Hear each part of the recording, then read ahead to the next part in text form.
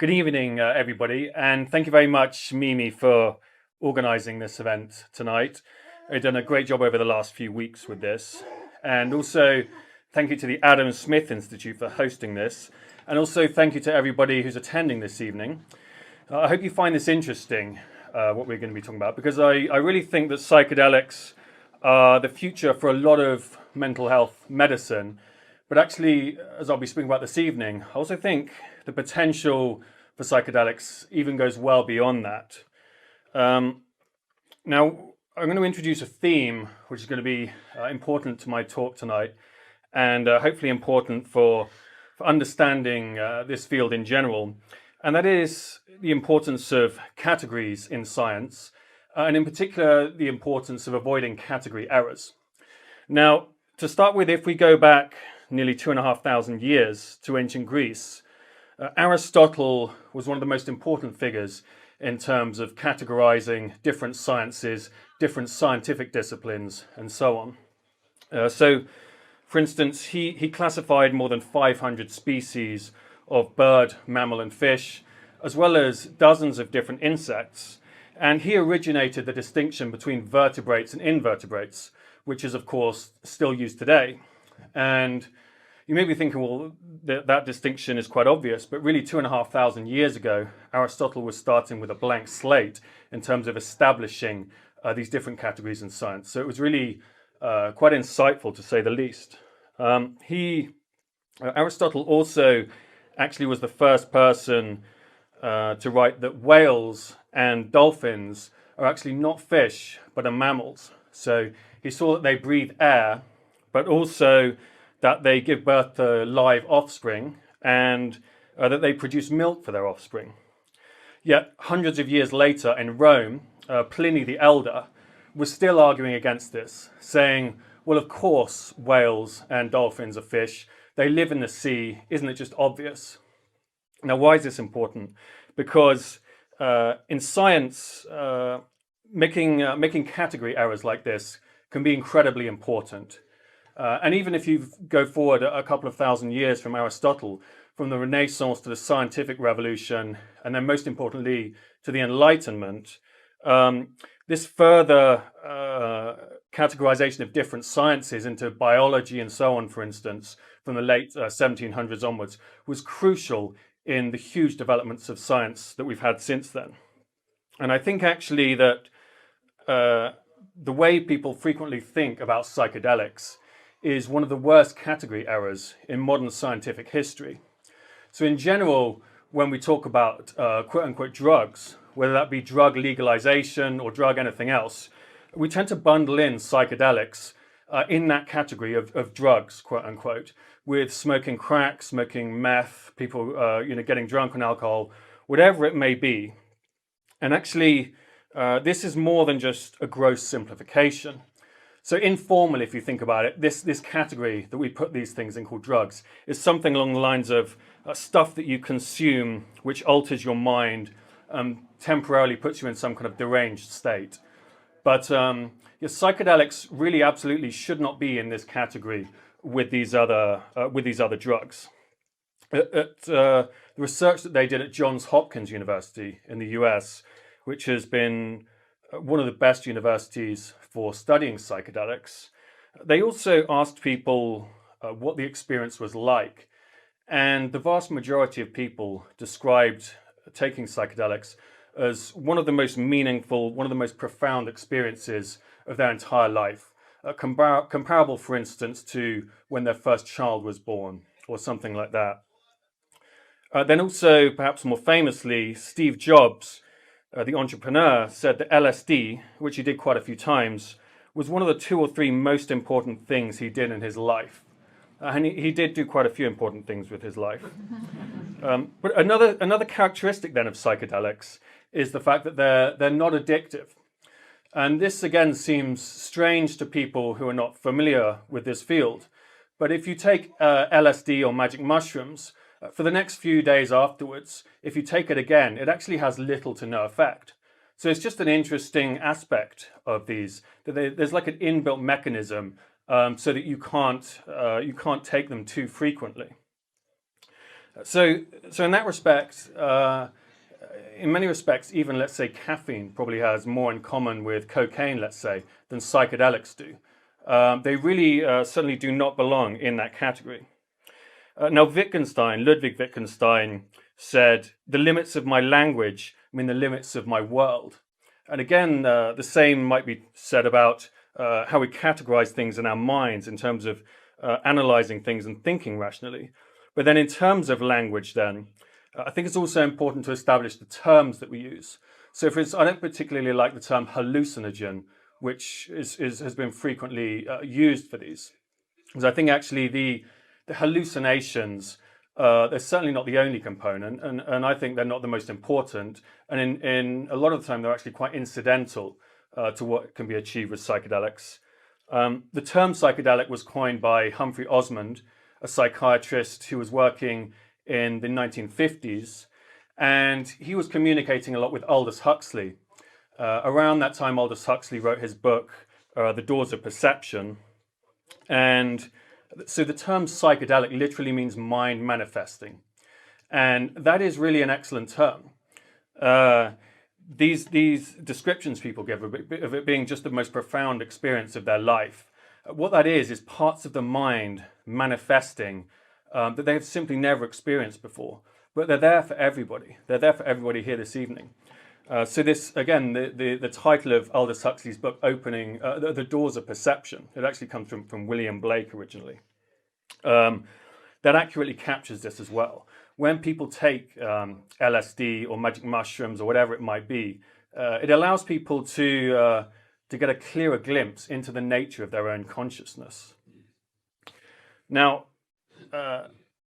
many of you here this evening will be familiar with some of the different areas of research that has taken place with psychedelics in the last few years. But as a very quick outline, psychedelics have shown high efficacy in, among other areas, treating depression, anxiety, PTSD, end-of-life anxiety, alcoholism, tobacco addiction, OCD, severe forms of headaches, so not just migraines, but also cluster headaches, which can be so bad that some people actually commit suicide. And also social anxiety for people with autism, recently gambling addiction, and also even there's certain physiological benefits. So for instance, with LSD, it can benefit the immune system, and also it has anti-inflammatory effects. Now, yet I think as we look at all of these potential therapeutic benefits of psychedelics, we're actually in danger of falling into a second category error in terms of how to analyze these. And that's thinking of psychedelics as really just a particularly effective form of antidepressants, or perhaps a new type of pharmaceutical drug that just has wider applications than most other pharmaceuticals. Yet again, earlier I touched on Steve Jobs, but many entrepreneurs, especially in Silicon Valley, have used psychedelics to increase their creativity. Famously, Elon Musk, among others, have talked about it. But microdosing, in particular, has gained popularity around Silicon Valley, and so that is often taking around 10 micrograms of LSD, for instance, and so that can increase creativity, your problem-solving capacity, and your ability to think outside of the box when solving problems more broadly. Yet, again, for people who aren't familiar with psychedelics, you may be asking, what is it about these things where they can help people with end-of-life anxiety, depression, gambling addiction, and also can increase creative problem solving? And one of the things that brings this about is many psychological disorders are effectively just entrenched forms of thinking, very negative forms of entrenched thinking. And they can often date back to early childhood or indeed traumatic events like war or sexual assault. And so that's where, for instance, therapy like cognitive behavioral therapy aims at repatterning those thought processes. But what most psychedelics do is they can switch off or at least attenuate the default mode network, so that the term that's often used is that different brain regions can then communicate more effectively with each other. So that's how you have this effect when people take LSD or magic mushrooms. That's how you get this extraordinary healing capacity for all of these different forms of mental illness. But additionally, that's where this increased creativity comes from, is this aspect of different parts of the brain communicating with each other in ways that just doesn't normally happen in day-to-day life. Yet, again, thinking of this second category error that I mentioned, of thinking too much of these things now as basically just the next generation of pharmaceutical drugs, many pharmaceutical companies are, of course, now looking at psychedelics.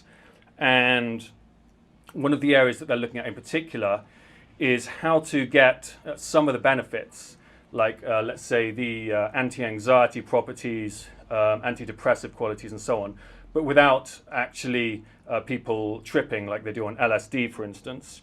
Now, don't get me wrong, that will, of course, have beneficial effects for those people.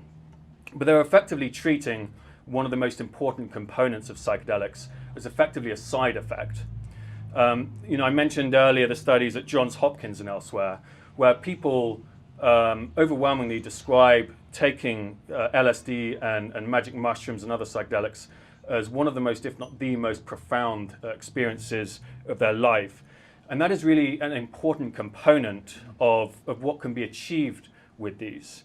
So again, going back to Humphrey Osmond, who coined the term psychedelics in the 1950s, he had extraordinary success treating alcoholics. And it wasn't, again, in many cases when people would trip on LSD, not only would they give up alcohol, but they would have an extremely life-affirming experience. And from then on, their lives would be a lot more fulfilling in general.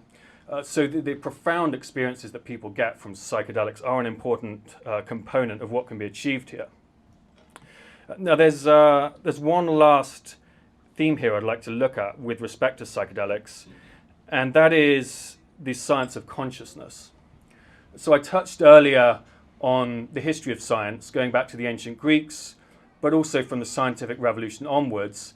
And if we look at what's been achieved over the last 200, 300, 400 years especially, human beings have had an extraordinary increase in their quality of life, largely thanks to all of the developments in science and technology that have occurred in the last few hundred years. Yet actually, our understanding of the nature of consciousness has barely progressed in that time. And many people would argue it hasn't really progressed for the last couple of thousand years or so. There's a great quote from Stanislav Grof, who's one of the psychiatrists who used LSD a lot in the 1950s and 60s. And he said that in the study of the mind and the study of consciousness, psychedelics will be effectively what the telescope was to astronomy and what the microscope is to biology. And that, again, for people who haven't taken LSD or magic mushrooms, that can seem like a strange statement, but actually it's got extraordinary insight, because it really does allow people to peer inwards into the nature of their own consciousness in a way that simply isn't possible in ordinary day-to-day life. And again, this comes back to this idea that when you ask people to describe what it's like, it's very difficult to describe. All people can say is, well, it was the most profound experience of my entire life, or one of the most. And that's that. It's very difficult to describe.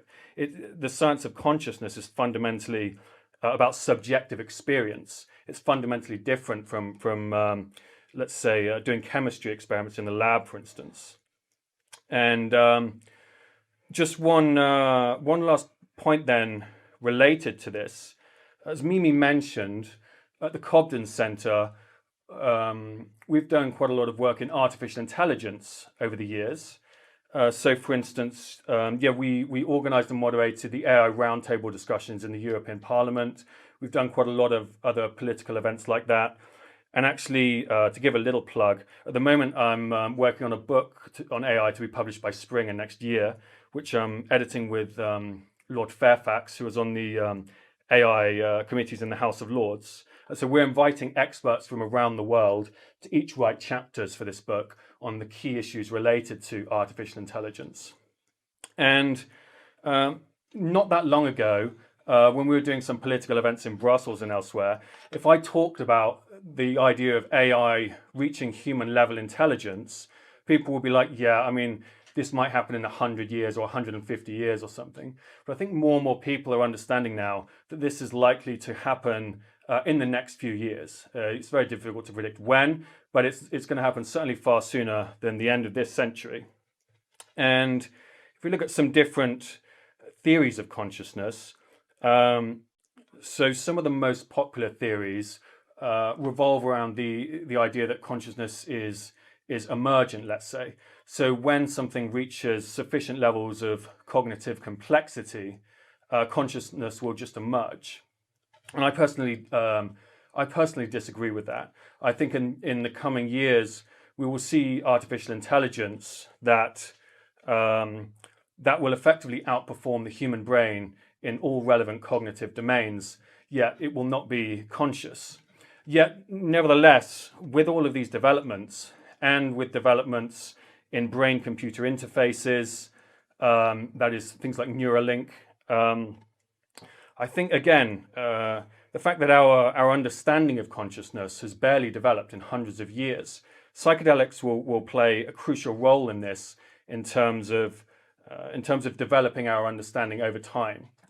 And so to conclude then this evening, I've touched on a few key points.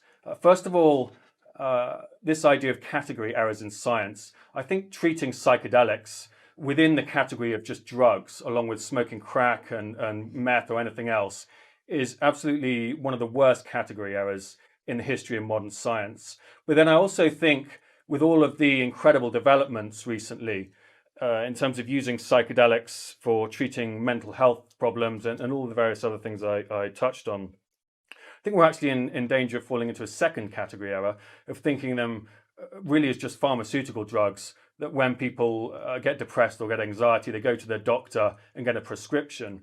I think the potential usage of psychedelics goes well beyond that. I think many people throughout society can benefit from these in terms of increasing creativity and also just being able to understand the nature of consciousness better themselves. But then also, as I touched on at the end, I think this idea of the science of consciousness, I think psychedelics are going to play a crucial role in this in years to come in terms of actually understanding what is the nature of consciousness. For instance, is there a field of consciousness that our brains really effectively tap into? These types of ideas, because that's one of the subjective experiences that many people get when they take psychedelics. So thank you very much, everybody.